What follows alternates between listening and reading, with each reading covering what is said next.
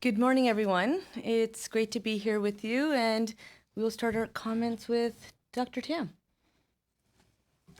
Good afternoon, bon l'après-midi à tous. Today I'll say a few words on the importance of contact tracing for maintaining epidemic control.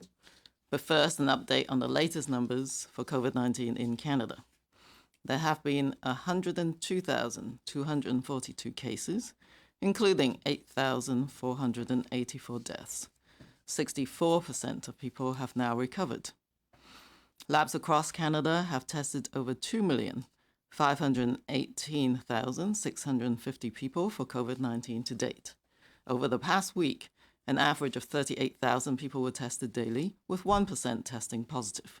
These numbers change quickly and are updated daily in the evenings on canada.ca/coronavirus.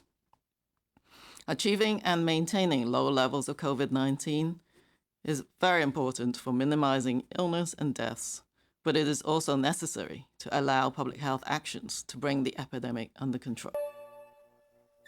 Cases and clusters like small fires, and public health authorities as the firefighters. Then contact tracing and quarantine is like the water needed to extinguish the blaze. The more fires there are to put out, the greater the risk that public health resources will be overwhelmed trying to get to all the fires before the wind shifts and starts an uncontrollable blaze. When epidemic growth is increasing exponentially, as it did at the beginning of the COVID-19 epidemic in Canada, there were too many little fires that quickly merged into a big blaze. This is why closure of social and economic spaces was required, much like a countrywide fire ban, to bring the epidemic under control and not overwhelm the health system. Thanks to the collective efforts of all Canadians in what must be our biggest bucket brigade to date, the big fire is out, and local public health firefighters across the country can now do what they do best: case investigation and contact tracing to control the smaller fires. COVID-19 case investigation involves local public health experts and identifying cases through laboratory testing and conducting exposure investigations to understand how people become infected and who they may have passed the infection to. Contact tracing comes next and involves tracking down every person who may have been exposed to the case, either directly through close contact or indirectly in a shared space like a home or a workplace. The work doesn't stop there. People identified as having COVID-19 need to be provided with education and support on how to self-isolate and not expose others. Similarly, contacts which may be few or many need to be provided with information and support to quarantine and monitor for symptoms. Public health follow-ups need to continue for weeks until people and their contacts no longer pose a risk for spread to others. The success of case finding and contact tracing is in the speed and completeness with which it is done. The less cases and the fewer contacts per case, the faster and more completely new fires can be extinguished. That's where Canadians come in. By keeping up physical distancing and good hygienic practices and avoiding high-risk exposure setting like closed spaces, crowded places, and close contact situations, we can stop new fires from starting as we reopen. Limiting the number of contacts that each have is also important, as it means less fuel for any fires that do start. This will allow public health to rapidly complete contact tracing and keep COVID-19 under control. Canada needs all the volunteer COVID-19 firefighters we can get to help smother the embers by keeping public health practices up and your numbers of contacts down. Thank you. Thank you, Dr. Tam. Dr. Njoo? Merci. Bonjour. Aujourd'hui, je vous parlerai un peu de l'importance de la recherche de contacts afin de garder l'épidémie sous contrôle. Mais d'abord, voici les derniers chiffres sur la COVID-19 au Canada. Il y a eu 102 242 cas confirmés, dont 8 484 décès et 64% des personnes infectées sont maintenant rétablies. Jusqu'à ce jour, les laboratoires de tout le Canada ont analysé les tests de dépistage de la COVID-19 de plus de 2 518 650 personnes. Au cours de la dernière semaine, en moyenne, 38 000 personnes ont passé un test de dépistage chaque jour, dont un peu plus de 1 ont reçu un résultat positif. Ces chiffres évoluent rapidement et sont mis à jour quotidiennement en soirée sur le site canada.ca/le trait d'union coronavirus. La réduction au minimum et le maintien des niveaux d'activité de COVID-19 permettent de minimiser les cas de maladie et les décès, mais il est également nécessaire de respecter les mesures de santé publique pour maîtriser l'épidémie. Si nous comparons les cas et les groupes de cas à des petits incendies et les autorités de santé publique à des pompiers, alors la recherche de contacts et la quarantaine seraient l'eau nécessaire pour éteindre le feu. Plus il y a d'éclosions, plus le risque est grand que les ressources de santé publique soient débordées en essayant d'arrêter toutes les éclosions avant qu'elles ne se propagent et ne se transforment en une épidémie non maîtrisable. Lorsque la croissance de l'épidémie se fait de façon exponentielle, comme ce fut le cas au début de l'épidémie de COVID-19 au Canada, trop de petites éclosions sont devenues rapidement une redoutable épidémie.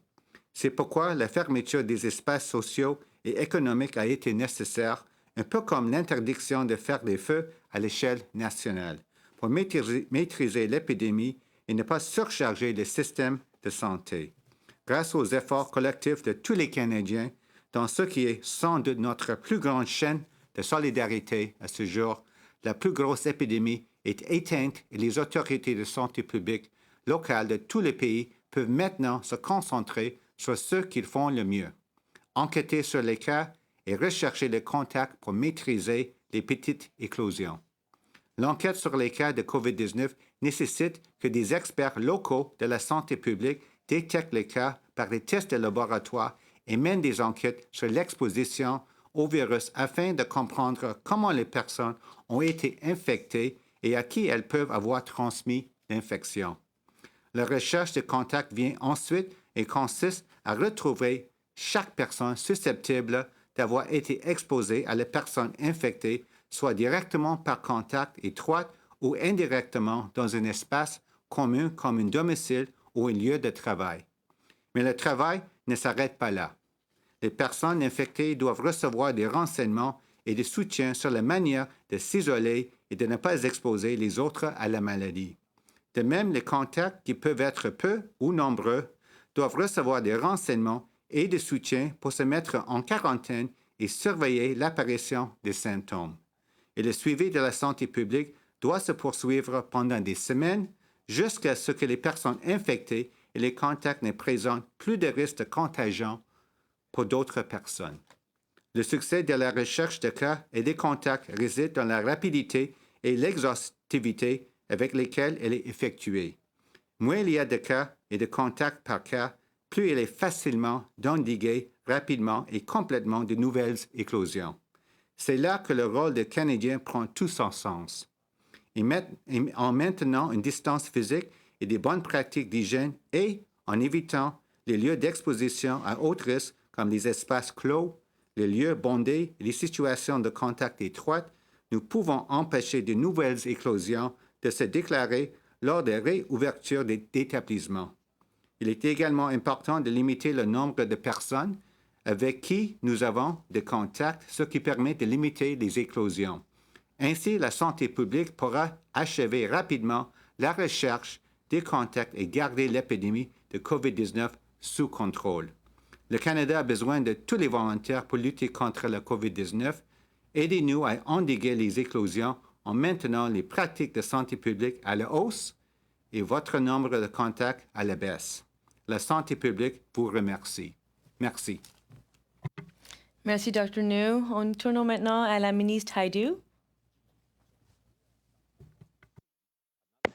Bon après-midi. Je suis ici aujourd'hui pour informer de bonnes nouvelles. Au cours des derniers mois, vous avez vu notre gouvernement investir massivement dans la recherche COVID. Grâce à un processus d'examen par le pair rigoureux mais accéléré, les chercheurs canadiens ont pu se mettre au travail rapidement. En mars, nous avons lancé le financement de 100 projets de recherche actuellement en cours de l'université et les hôpitaux de pays. et ces projets montrent déjà des résultats prometteurs. For example, researchers at the University of Alberta have shown that the drug remdesivir is highly effective in stopping the replication mechanism of the coronavirus that it causes COVID-19. This evidence supports the promise of clinical trials on this drug in patients with COVID-19. Also, researchers at the University of Saskatchewan and Vito Intervac have shown positive results from the preclinical testing of their COVID-19 vaccine candidate, setting the stage for a clinical trial of this vaccine in humans this fall. Today, we are announcing funding for 139 new and ongoing research projects. These projects will be supported with funding of $109 million from the Government of Canada through the Canadian Institute of Health Research and the International Development Research Centre, and from the provincial health research funding agencies in BC, Alberta, Saskatchewan, Manitoba, and Nova Scotia. Canadians can be proud that the scientific community has responded so rapidly. While the process for most funding competitions take many months, in this case, it was done in a matter of weeks, and there were nearly 1,500 applications. I want to thank and congratulate the researchers who will be participating in domestic and international clinical trials, scaling up promising existing projects that will increase our understanding of the efficacy of vaccines, therapeutics, clinical practices, and public health approaches to COVID-19. Their work will help accelerate the availability of high quality and real-time evidence that can support Canada's rapid response to the global pandemic in order to better prevent, detect, treat, and manage COVID-19. For example, researchers at the Canadian Blood Services will study the antibodies of people who have recovered from COVID-19 to determine and better understand the level of immunity they provide against reinfection. At the University of Manitoba, Dr. Ryan Zarechansky and his team will determine the effectiveness of anticoagulants in treating complications of COVID-19. And at the University of Alberta, David Marchand and his team will test the ability of an antiviral nasal spray to prevent infection in healthcare workers and others who are at higher risk of exposure to the COVID-19 virus. I know we've talked about this before, but it's very important to say it again. The work of these researchers is immensely important to our country and indeed to the world, because the evidence they're gathering will inform clinical and public health responses, decision-making, and planning here in our country and all around the world. Finally, I want to thank the provincial partners for their contribution to this investment. We know that collaboration is what's getting us through this pandemic in our country, and we know that we can respond more efficiently to the global health emergency when we work together. Thank you very much. Thank you, Minister Hajdu. Minister Qualtrough?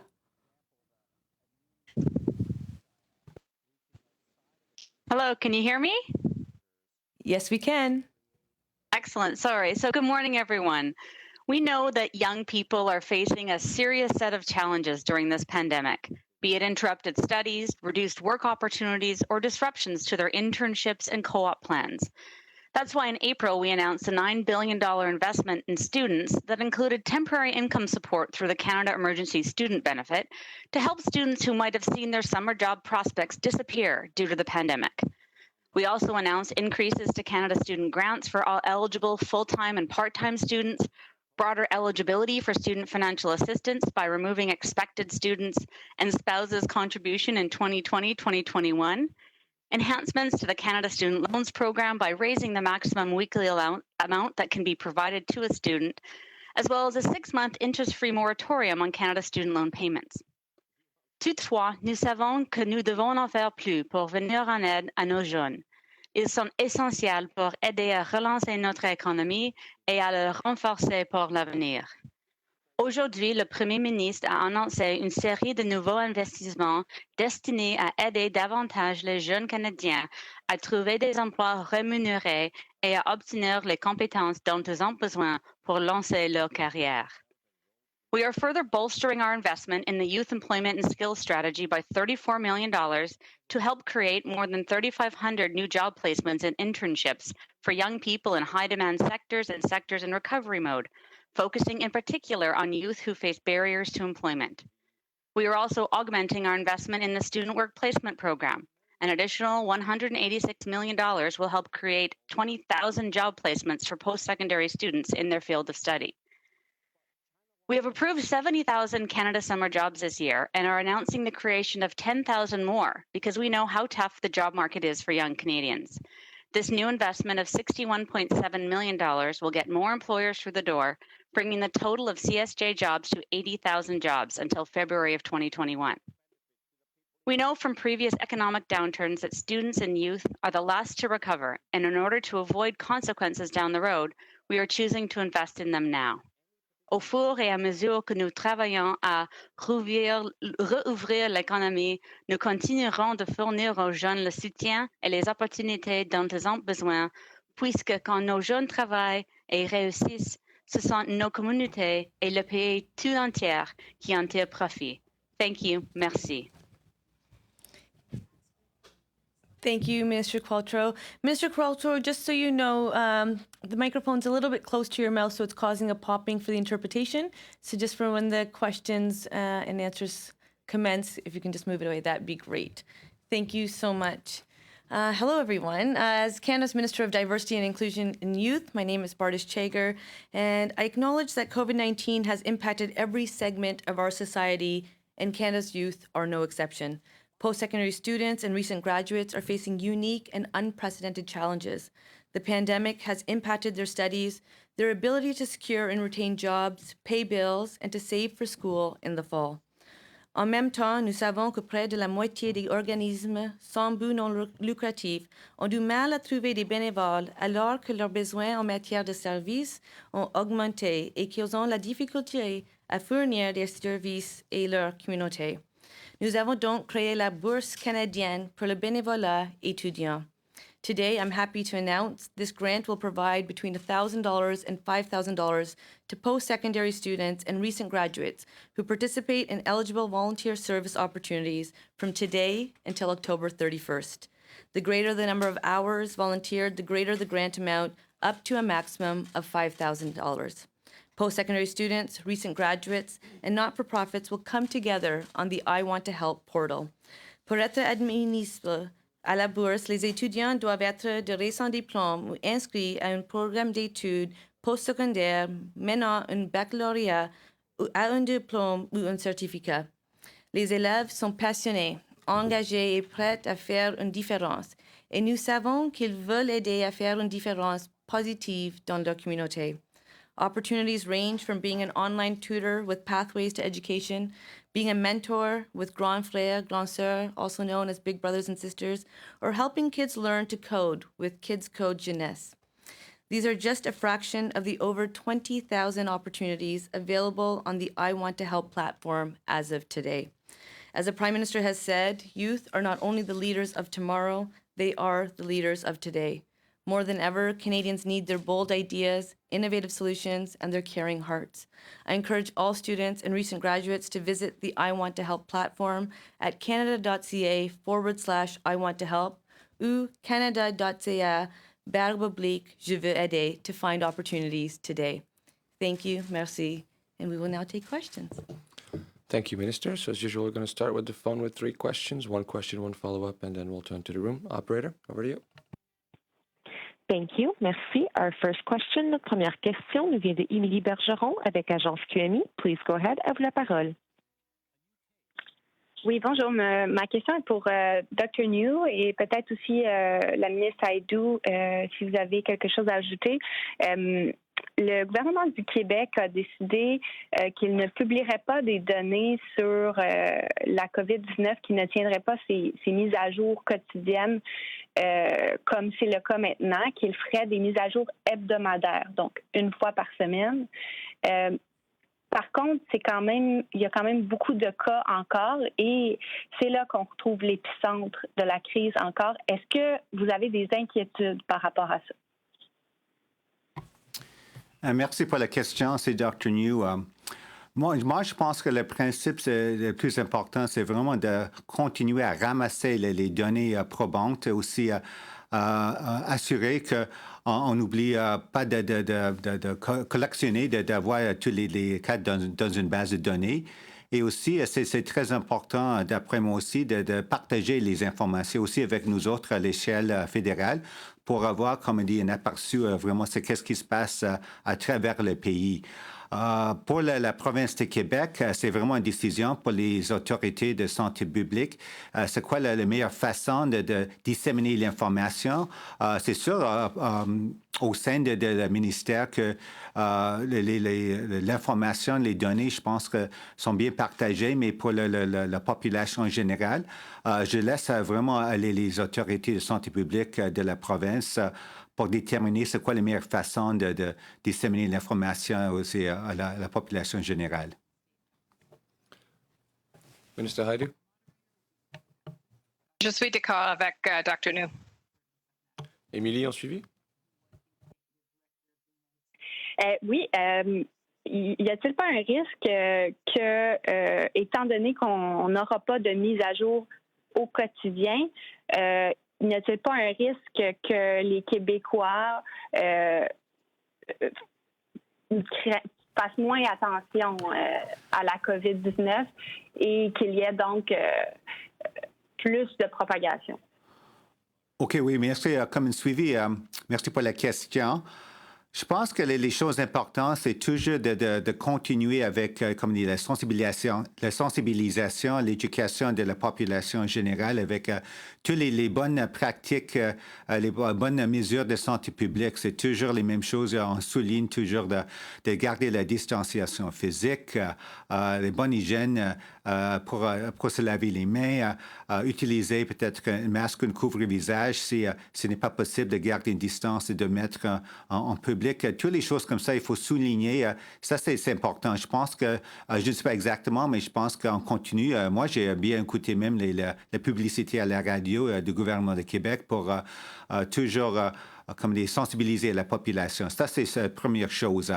Pour les données et qu'est-ce qui se passe actuellement avec l'épidémiologie, moi, je ne peux pas commenter exactement, mais je suis sûr que s'il y a une situation, vraiment quelque chose, une éclosion, quelque chose d'important, je pense que je suis presque sûr que les autorités de santé publique au Québec vont prendre l'occasion pour peut-être avoir un point de presse spécifiquement ou peut-être même publier les données si vraiment il y a quelque chose un peu inquiétant, peut-être une autre éclosion, par exemple, à Montréal. Je pense que le rythme de peut-être disséminer les données hebdomadaires, c'est comme régulièrement, s'il n'y a pas grand changement, mais s'il y a quelque chose de spécial, un peu préoccupant, inquiétant, je suis sûr que les autorités de santé publique de Québec vont mettre ça au public. The question was about, are we worried about, whether Quebec, is only giving information once a week? I think the most important thing, first of all, is that all of the good public health measures, continuing to underline, to emphasize, to educate, to I'd say in French, sensitize the population to what they should be continuing to practice, which is a social distancing of 2 meters, a good hand hygiene. Obviously, I didn't say in French, but staying home when you're sick, wearing maybe a face covering or mask in public when you're unable to maintain a 2-meter distance. Those are all important things to continue to do. And certainly I've seen or I've heard myself, radio spots in which they continue to tell the public that these are important measures to continue to do. With respect to the data, certainly my understanding is that it's all right to give the data on a regular basis, maybe once weekly, but certainly if there was a hotspot or something unusual, an outbreak, for example, maybe in Montreal or some other spot, I'm sure that the officials in Quebec would certainly be transparent and have maybe a special press conference or disseminate the information in the public space if there was an unusual situation. Thank you, Dr. Njoo. Operator, next question, please. Thank you. Merci. Our next question, notre prochaine question nous vient de Lauren Gardner with Politico. Please go ahead. À vous la parole.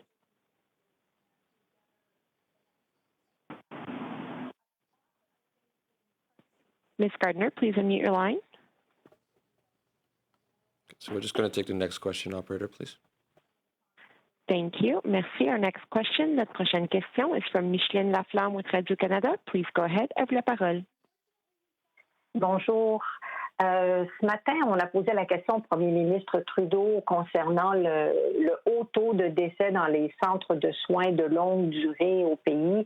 On a pas un très bon bulletin à cet effet-là. Et il disait que ça prendrait des normes nationales.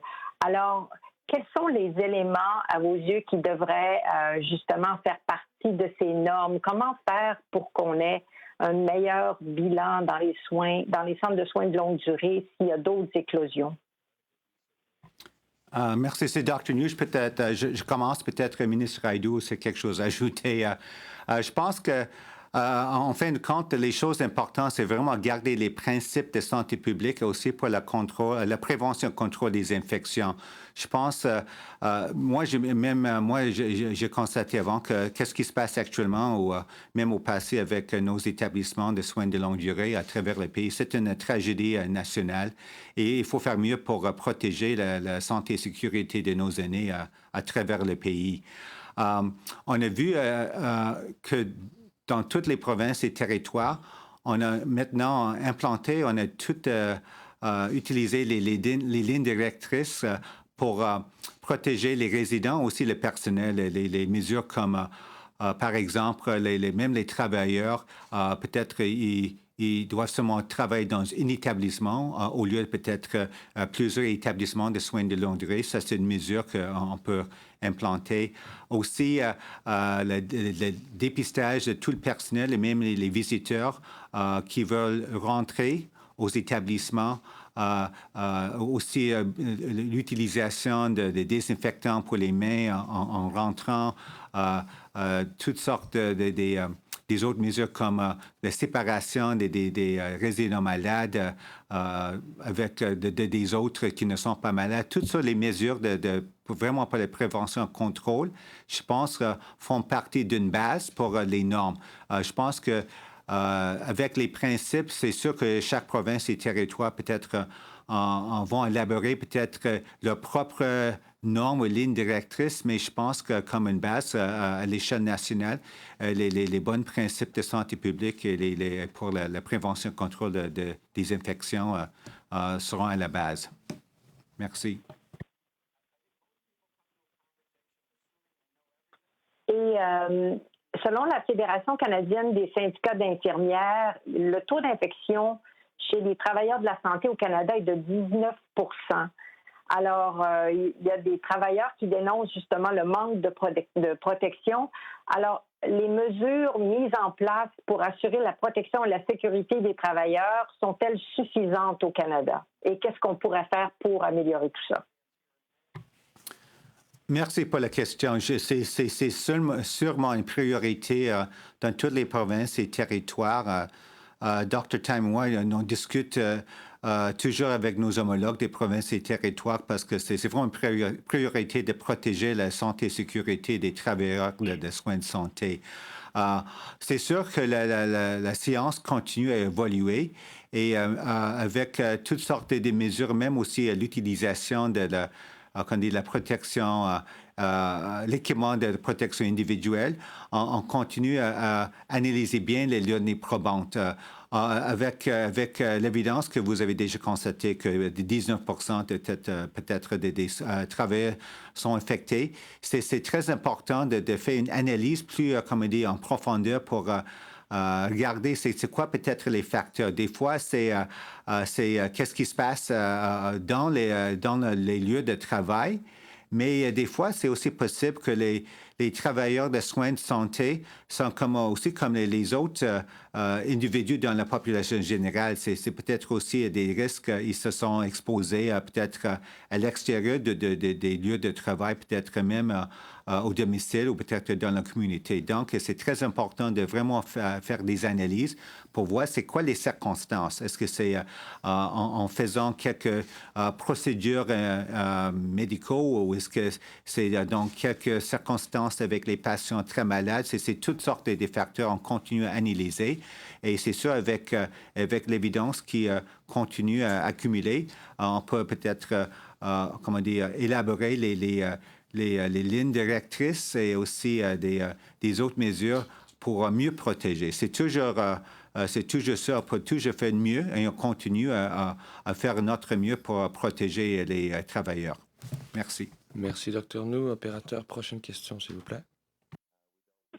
Thank you. Merci. Our next question, notre prochaine question nous vient de Theresa Wright with the Canadian Press. Please go ahead. À vous la parole. Yes, thank you. My question is for Minister Hajdu. Just following up on the questions about Quebec's health department saying it's no longer going to issue daily releases on COVID-19 data. What message do you think that this is going to send to the public? And do you have concerns that Quebecers will begin to take the virus less seriously as a result? Well, thank you very much for the question. First of all, I think the important piece is, as Dr. Njoo pointed out, that the data has to be shared on an ongoing basis and a regular and actually rapid basis with the federal government, because of course that allows us to support provinces and territories in a timely way and to get a better idea of what's happening across the provinces and territories. As you know, we play, I think, an important role in supporting the work that they're doing to manage any potential hotspots and to manage any potential outbreaks. And so that will be of critical importance. But as Dr. Njoo mentioned, I suppose it depends on how the province determines how they will communicate with Quebecers. And as he's pointed out, there is an ongoing messaging from the province of Quebec, as there is from the federal government nationally, about the need to continue with the public health measures that are keeping us all safe. It is really important for Canadians to not think this is over in any sense of the word. And so it's I think that's of primary importance, that the communication outward continues to be that this, although we are sort of out of the, as Dr. Njoo and Dr. Tam said, the sort of surge that we saw in March, and now we are putting out localized fires, that we still have a really important role to play, all of us, no matter where we live, in making sure that none of those fires reignite. And I think Quebecers have been through a really difficult time, just like all Canadians, and I think they will be very open to hearing how they can continue to protect themselves and their loved ones. Theresa, follow up. Yes, thank you. Also, last week you promised an update on the work of the Immunity Task Force. Can you provide that update today? And if not, why not? And when can individual Canadians get an immunity test? I will turn to Dr. Tam to talk about the work of the Immunity Task Force. There is a lot going on, and I know that she's involved directly with the task force. Yes, I think the task force also puts out communication as well. So, I think that's important. I know that Health Canada has now authorized more serologic tests, so that's good news. And the National Microbiology Lab's also involved in looking at the performance, if you like, of some of these tests. So that's really important before we launch into immunity testing. And we're not, the Immunity Task Force isn't the only entity doing the testing as well. So what we do know is that the government of Canada has finalized a contract, for example, with Abbott Laboratories for 140,000 serologic test kits. So acquisition of the test kits are important, and we'll be acquiring others and making sure that they perform. And then also, I think, as we said last week, the partnership with Canadian Blood Services and Héma-Québec is there to keep recruiting and collecting samples so that we can actually get through the testing of those pretty rapidly for the initial survey. So that is the agreement with the Canadian Blood Service and Héma-Québec, is that will be the initial survey. And one thing that I felt was probably quite important to point out is engagement with different population groups as well, because we need to assess immunity in different populations in Canada, and some of it involves, I think, meaningful engagement with different populations. I know that one engagement is with the Indigenous Advisory Circle, with representatives from Indigenous communities across Canada, So it's important to not just do the testing with the robust science, but also to do it right, and so that people are appropriately engaged. So I think a lot of this work is ongoing at the moment, but I think, as Minister Heidi said, we will inform everyone as soon as the initial testing gets started. But we're acquiring all the necessary resources to begin. Thank you, Dr. Tam. So we're now going to turn to the room, starting with Kelsey from Reuters. Thank you very much. My question is for Dr. Tam. Yesterday, Ontario announced that it was going to allow some workers who had tested positive for COVID-19 but were not showing symptoms to continue to go to work, provided some protocols were in place. I'm wondering what your reaction to this policy is, and does it not send mixed messages to Canadians who have tested positive for COVID-19 and have been told for the last 3 months, please stay home? Yeah, so I think I'll certainly be connecting with my Ontario colleagues who understand exactly what that protocol is. I don't really know the details, but it sounds like some type of cohorting or grouping of people who are test positive and asymptomatic to allow them to work. I think the key is that there are two aspects to why it's important to keep people who are testing positive isolated. So that's the fundamental public health objective, so that, one, they don't spread the virus to others. So whatever protocol is being envisaged, that's got to be really important. It has to be stringent enough so that you're not spreading the virus to others, because asymptomatic people can spread the virus. So I don't know what the details are to that, but that would be extremely important. The other aspect I think I would be, thinking very carefully, and people should pay attention to, is that people can begin to have symptoms anytime, during that incubation period, and potentially can get sick, fairly fast. So for the sake of the health of the workers, if they're going to be working really hard, is that you need to make sure that you screen them for symptoms and enable them to stop working if they're not feeling well, because I think the health of the workers are extremely important, not just to protect the community. And sometimes people don't realize they're getting sick. So I think that would be really important to look at. But as I say, it's something that sounds kind of new, and it needs to be looked at carefully and evaluated as well. So appreciating that you haven't been able to see all the details of this program, one of the environments where it's being proposed would be on a farm. And I'm wondering, given the outbreaks that we have been seeing amongst farm workers, and Minister Qualtrough, if you would like to chime in on this as well, given you oversee the program, I'm wondering if there's a concern that we could see an uptick in outbreaks amongst vulnerable populations like migrant farm workers who are already working very hard every day. Well, I think we are already seeing these outbreaks. So we do know that this is a group and a setting, perhaps depending on maybe where they live, whether they're congregate living settings. I think multiple departments, federally and at each level of government, certainly working with the farming sector, and Minister Qualtrough can comment on that, is that we have to ensure that all the conditions are right to support the workers, so that they can, if they're sick, don't go to work and be supported through that period.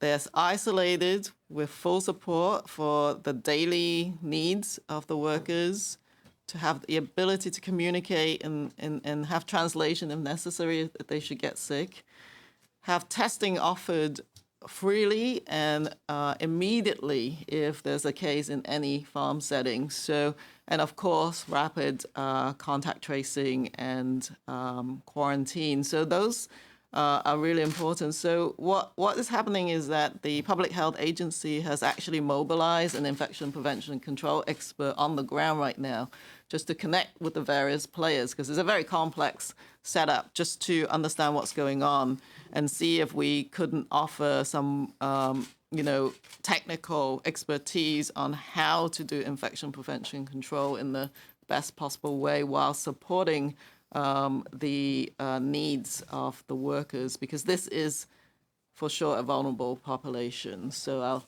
let Minister Qualtrough maybe supplement that. Well, thank you. I would certainly defer to public health officials to examine the contents of any protocol that's being developed. But my number one message remains for Canadians and particularly vulnerable workers that if you are sick, you have every right to stay home. And from a public health perspective and infection control perspective, we want our workers and we're asking our workers to continue to stay home. And that's why we've extended the CERB, to which temporary foreign workers have access. We are, as Dr. Tam said, investing in more rigorous worksite assessments and infection control and also inspections, but also on worker outreach. So workers know their rights, working with local organizations that represent workers, understanding that if you're not well and if you are sick, you have every right to stay home, and that you don't have to work. And in fact, we don't want you to work. So we're obviously looking into this, but my number one message from a labor force and workforce perspective is workers don't have to work if they're sick. And we're telling workers across sectors and across employers not to work if they have signs, or even if they've tested positive for COVID. Until you're no longer positive, you're still you can still pass on and transmit the virus. So I'm babbling a bit, but I want to emphasize that we need to make sure workers understand their options. Thank you, Minister. Annie? Hi, it's Annie Bertrand-Oliver with CTV National News. My question is for Minister Chagger. Today, you announced the creation of 10,000 new job placements for young people between the ages of 15 and 30 through the Canada Summer Jobs Program, which provides wage subsidies to companies so these young people can work. Your government is already struggling to get businesses to use the wage subsidy. So what guarantees do you have that these 80,000 jobs you're pitching students will actually be created for summer students? Annie, you had me so excited. I thought we were going to talk about the Canada Student Service Grant. I'm going to go to Minister Qualtrough first, and then I will. So, Annie, we made changes to the Canada Summer Jobs program this year where we introduced more flexibilities so that as many employers as possible could avail themselves. What happened was the program was actually oversubscribed. So we originally had 70,000 jobs we were planning to support this summer, and it was oversubscribed. So now we're adding an additional 10,000 jobs to the mix so that communities across the country can take advantage of this program at 100% subsidized position and really have young people working in communities across Canada. So just a point of clarification, if it was oversubscribed, does that mean you've already had about 70,000 summer students placed into positions? Yeah, so we've actually posted 70,000 jobs. So we've had employers post the jobs. All of them haven't been filled. The last batch was just posted last Friday. But we have the 80,000 refers to the number of jobs that are going to be available. We have young people every single day signing up through Job Bank for this job. And we have student organizations and youth organizations across the country telling us that these jobs will be filled. I have every confidence they'll be filled. Now I will be asking about the Canada Summer Grants Program. So when the government announced the Canada Student Summer Grants Program about 2 months ago, it said that the funding would go towards helping students with the cost of post-secondary education. I'm just wondering what strings are attached on how students can use this money. Is it only for tuition, or can they use the grants that they will be receiving from the federal government to help offset the cost of things like rent and utilities? And when will the first checks be delivered to students? Excellent question. Thank you so much. This actually builds upon the suite of programs that we've offered to youth and students, which includes building upon the Canada Summer Jobs. Those are opportunities for small businesses, not-for-profit organizations, charities within communities to be able to provide employment opportunities. What we've also been hearing is that there are lots of not-for-profits that have service opportunities and can benefit from the skills that young people have to contribute. So this is an opportunity for not-for-profits to partner with young people in their communities to help heal communities. And how it will work is that postings can be, not-for-profits can continue to go to the I Want to Help portal and post their positions. Students will be able to accumulate their hours, submit their hours at one point towards the end of October 31st, and then receive a grant between the amount of $1,000 and $5,000. that grant can be used for any expenses related to post-secondary in the fall session. We recognize that the strain on students is huge and it is diverse depending on the individual and the region and so forth. So yes, this grant can help them in any of the expenses that they have, recognizing, acknowledging that they too have expenses. Merci, Madame la Ministre. Gentleman from the Hill Times. Aiden Shmandi, Hill Times. So I think this is probably best for Minister Haidu. It's on the contact tracing app. So this is a federally endorsed app that's being rolled out provincially, and the interaction is between an individual and a provincial public health authority.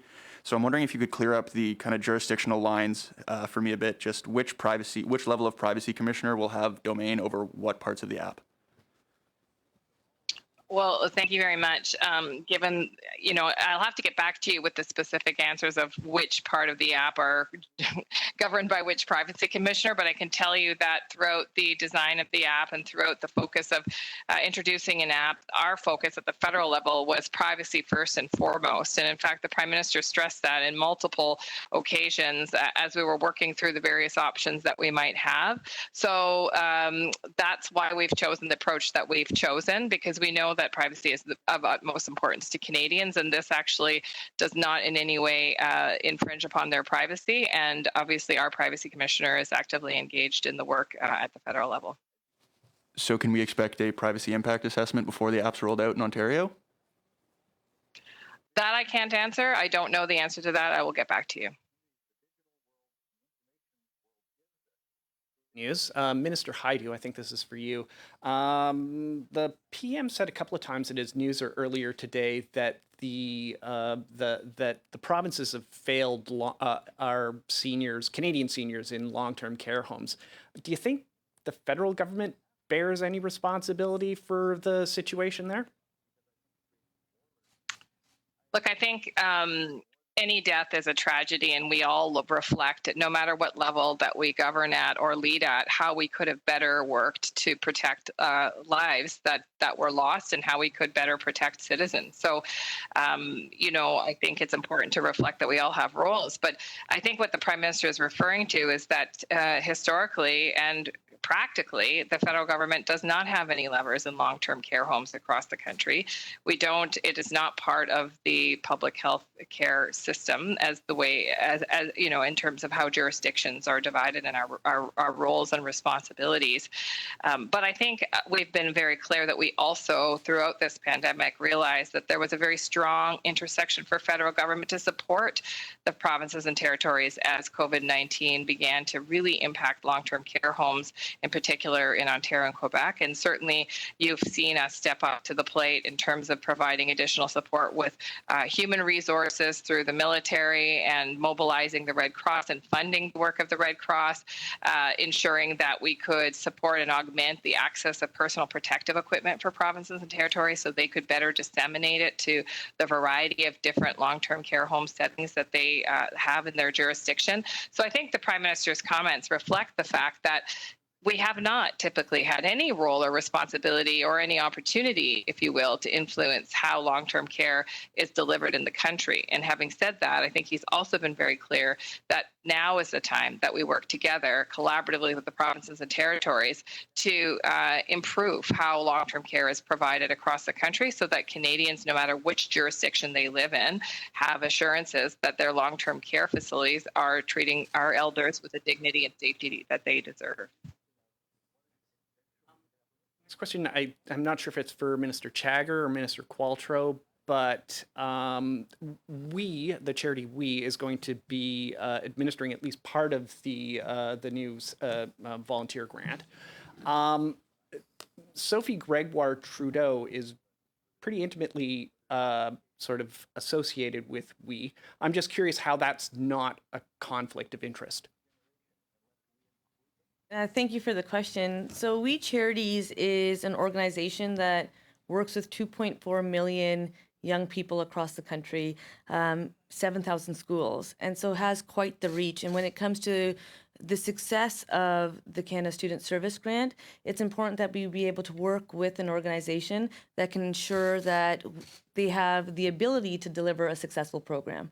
And so today, with the website being launched, we want to ensure that all factors were considered in its success, because we want young people to be successful, especially during this unprecedented and challenging time. So there's over 20,000 postings that have been posted.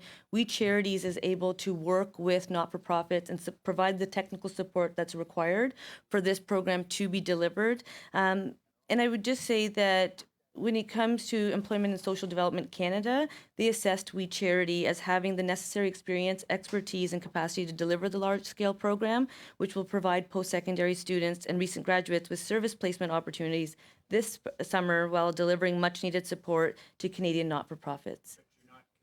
About a perceived conflict of interest with Ms. Gregoire Trudeau? I would have confidence that the department has done all the checks and balances to ensure that everything will be successful and work for the young people that we are here to represent. Thank you, Minister. Ceci met fin à la conférence de presse pour aujourd'hui. That's it for today. Thanks, everyone.